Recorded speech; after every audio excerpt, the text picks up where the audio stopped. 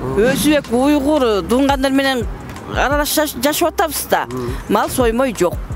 Ушундай жеңил. Кыргыз эле, Кыргыз кылып атат. Дагы деле кылып атат. Разрешение болбойт так.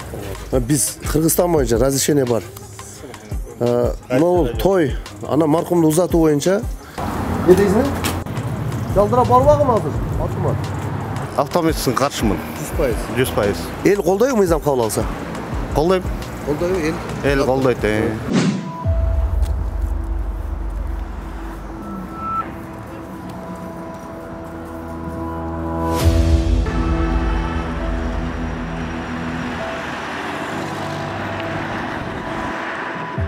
Биз мынау Кыргызстан боюнча айланып жүрөбүз. Той, ана маркумду узатуудагы чыгымдарга көз карашыңыз кандай? Азыр апам якта мага интервью өтүп калды. Эмегеби? Маркумдарга, Узатууда. Мен ушуну туура эмес эле көрөм. Бул жакта похорон болуп эл кайгырып атса, эмне союш керек, элди кандай кылып эметиш керек. Ушу жаман да. Тойлорго көз карашыңыз кандай? Эми тойлор деле өтө көп болуп кетти чындачы. Эми жакшылык жакшы дечи эми. Тойло болуп турган жакшы, бирок азыр адамдар тойдон аябай чарчап калышты. Азыр той деп чакырганда элдер мурун сүйүнүп барчы, азыр кейит. Элдин жашоосу начар да себебичи. Эл деген эмне араңы жашайт да чын. Той мына токчулук болсо деле, мисалы үчүн заман жакшы болуп, завод фабрикалар иштеп кеткен убагында деле тойдорду токтотуш керек деп ойлойсузбу? Жок, эгер элдин жашоосу жакшы болсо, эмнеге токтотуш керек? Эми өтө эмес, шеттөө менен кылса. Эл кабыл алабы, мыйзам кабыл алса? Кандайда? Ушул чектесем эл кабыл алабы же туура эмес дейби? Ушу таанысы эле 500 адам, 800 адам чакыра беришет да, мен таң калам. Андан көрөк бир өзүң эле жакындарың менен эле жашынакай эле бир мындай ченемдүү өткөзсө жакшы го деп ойлойм да мен өзүм. Рахмат эжеге. Той анан маркумду узатууда чыгымдарга көз караш кандай, чектөө киргизиш керекпи? Негизи оюңар кандай? Негизи пока болбой да, думаю, эпид ситуация ушундай да азыр. Негизи тойлорго мындай союп анан бая маркумду узатканда жылкылар сойгонго көз караш кандай негизи? Баги, можно на русском, да, просто? I am not understand Russian language. Can you speak English? Нет, на русском, да, Кыргызмы? Кыргыз метис, да, можно сказать. Больше на русском, да? Ну ладно тогда. Биз баягы орус тилдүүлөргө эч кандай тиешеси жок. Себеби биз өзүбүз кыргыздар туура эмес жашап атабыз. Ассаламу алейкум жигиттер. Бүгүн базар иштебейт экен да?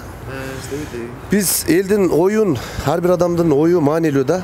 Той, маркумдарды узатуудагы чыгымдарды азайтыш керек деген демилге көтөрүп чыктык. Бүт Кыргызстан боюнча кыдырып жүрөбүз. Көз караш кандай эле? Эми көз карашыбыз эми кандай эми? Азайтыш керекпи же боло берсин ушундай же? Билем, элдин шартына жараша да. Элдин шартына жараша той бергиси келген киши бере берет. Келгендер наалып атпайбы? Тойго кагаз келипти, дагы барабызбы деп. Ал кантип барат? Негизи кошумча кошпой барыш керек да тойго. Белек бергиле, кайра аны үмүт кылбагыла деген да. Биз 5000 сом кошобуз, ошону мен той кылсам алып келет депчи. Сиздин көз карашыңыз кандай? Эми бул баары эле ысырап да. Негизи тойду өткөргөн адам өзүнө карап эме кылып атпайбы? Кандай десем, өзүнүн пользасына деп коебу, орусча айтканда. Ошого бизнес сыяктуу кылып алган да. Баягы маркумду узатканда жылдык 40, 3-лük, 5-лük пейше деген. Мен автоматсын каршымын. 100%. Эл колдойбу мыйзам кабыл алса? Колдойм. Колдойбу эл? Эл колдойт. Рахмат. Ассаламу алейкум. Байке, могул элдин оюн билейли деп 1 минутка карап коесузбу? Той, маркумду узатуудагы чыгымдарды азайтыш керекпи же ушундай кала берсе? Эл сиздин оюңуз кандай, пикириңиз? Чыгымдарды азайтса жакшы болот да. Жакшы болобу? Ооба.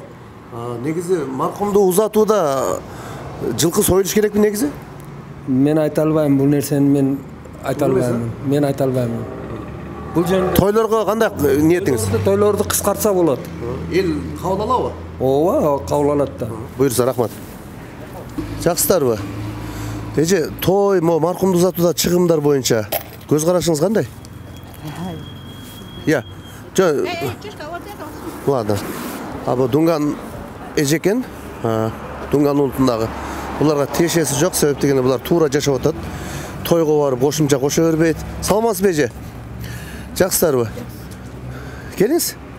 Биз могул Саламатсыз беже. Кыргызсызбы? Кандай дейсиз? Кыргызсызбы? Бу жерде баягы дунгандар экен да, аларга тиешеси жок. Кыргызстанда кыргыздарга тиешелүү. Могул тойлордогу чыгымдар, маркумду узатуудагы чыгымдарга көз карашыңыз кандай? Ушуну токтотуп эле койсо, эски меменичи. Эски салт да эми бул. Азыр заман мындай болуп атса, жаштар кыйналышып атат.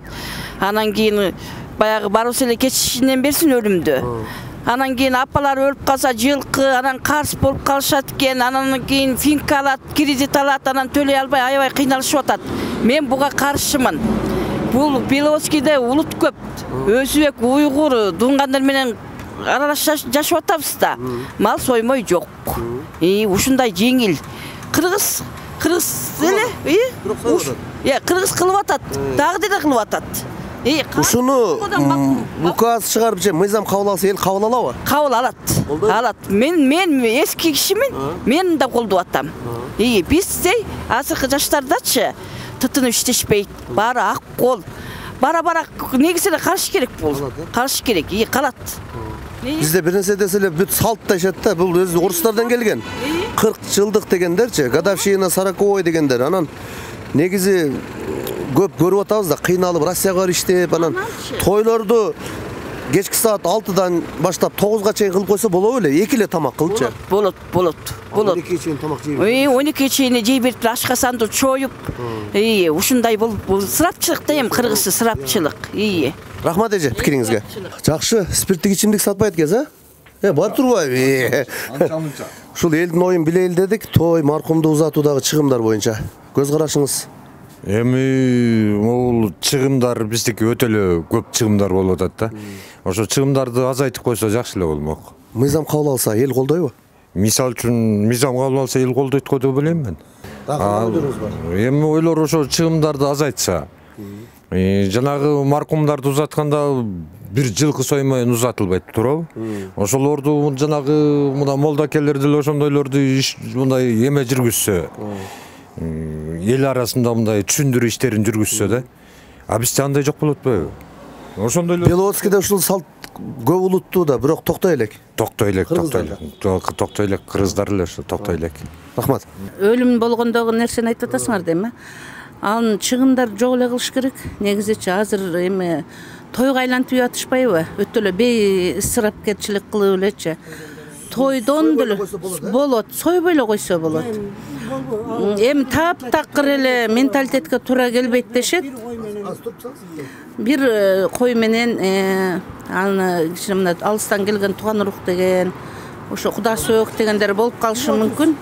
Ошолорду гана узатканга ана мына ошол жердеги местный калк жөн эле мындай Куран окуп эле боз үйдүн астынан чектесе болобу? Болот. Той деген аябай ашыкчы болуп кетти. Өтө ашыкчы. Биздин мына кыргыздарга өтө эле ашыкчы ысырапкерчилик болуп атат. Элдин баары карызга батып той кылып атышат. Эч ким эле өзүнүн жанынан эме алган жок, баары эле. Мыйзам чыкса колдойсуздарбы? Колдойбуз, конечно колдойбуз. Рахмат эже. Мына той, маркумду узатуудагы чыгымдар тууралуу кандай көз караштасыңар? Негизи өзүң динде экенсиң, карындашым. Анан ушул жылкы союлуп атат, мал союлуп атат, тойлор дүңгүрө 500 адам чакырып той берип атышат. Ушуга чектөө киргизиш керекпи? Кандай оюңар? Мен тартпай эле коерсуздар белки. Оюм. Азыркы карантинге каратабычы? Вообще эле негизи. Негизи ысырапкорчулук негизи адамга болбойт. Көпчүлүк. Той топурларда көбүнчө ушундайлар кетет, ысырапкорчулук.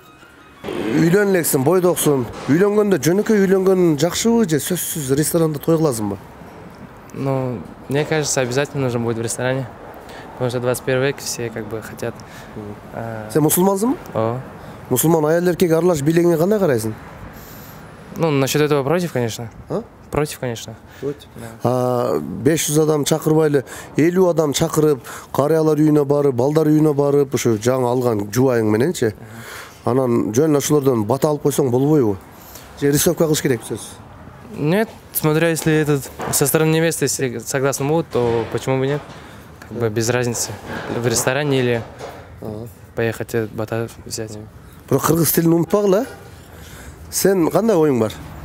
Чыгымдарды азайтыш керек? Ооба, азайтыш керек. Үйдөгүлөр кыйналбай атабы? Үйдөгүлөр акча жагынан жок, жакшы эле.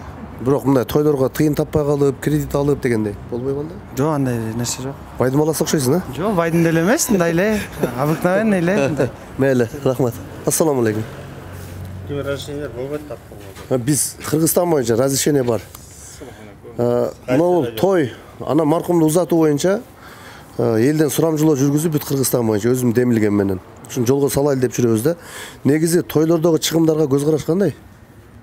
Азайтыш керек да, Азайтыш керек. лишний чыгымда. Өтө ысырапкерчилик болуп кетти. Маркумду узатуучу? Маркумду узатуу дагы. Бул деле бизде бая салт болуп калып атпайбы анан. Буну деле азайтса болот эми. Азайтыш керек негизи. Рахмат. Не дейсиң? Жалдыра барбагым азыр? Атыма. Мына тойлордогу чыгымдар, маркумду узатуудагы чыгымдар көз карашыңыз кандай? Азайтыш керекпи же? Азайтыш керек да, ооба. Кандай ойлоруңуз бар? Эми оюм ушул, ошо азайтып, чыгашан азайтыш керек да. Негизи баягы маркумду узатуудагы жылкы соётпайбы? Кара мал сою, ошолорду Ошо каршымын мен. токтотуш керек. Токтотуш керек. 100%. 100%. Рахмат. Мына туугандар, бүгүн ошол Беловодскийде бир кичине базар, ар жакта башка жакта базар болот экен, ошол себептен эл азыраак экен. Бирок 100% бир 10 чактуу адамдан сурадык, баардыгы токтотуш керек, чектөө коюш керек деп эл даяр болуп калганы көрүнүп турат. Азыр буюрса дагы кийинки сокулуктан жолугабыз.